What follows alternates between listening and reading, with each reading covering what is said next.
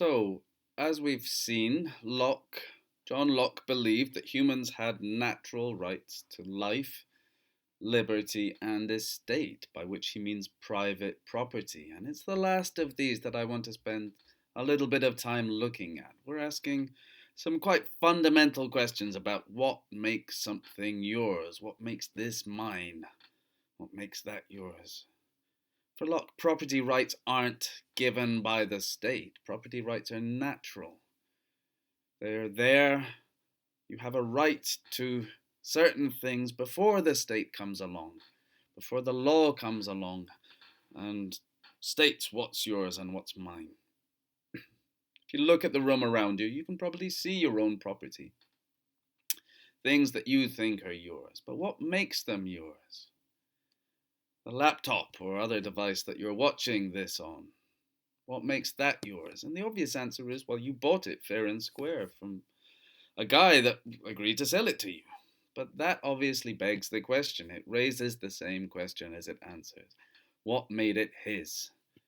You have to keep on reiterating the same question, but eventually you come to a conclusion, don't you?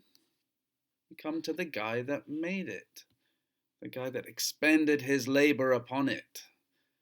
And Locke subscribed to a labor theory of property. If you make it, it's yours. Everyone, according to Locke, owned an original piece of property in his own body. He owned his own body, and that's what we were given by God, as it were. And by association, everything that we use our bodies to make, we're entitled to. Again, this is a natural right. It's there before the law comes along. So the guy that made it was the first person to own it, and every other property right after that point is given through exchange. Labor is the first currency with which we acquire something. That works for things that are made, artifacts, but there's a lot of stuff that we would want to call our own that isn't actually ever constructed. Very importantly, the land that we walk on, we like to think of as ours in some way. And the land that a people has as its national territory.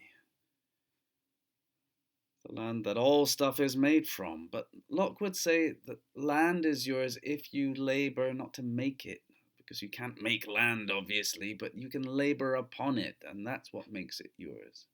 The phrase he uses is that if you mix your own labor with it, if you cultivate it, if you fence it and farm it, and make it fertile and productive and expend effort upon it, then it's yours.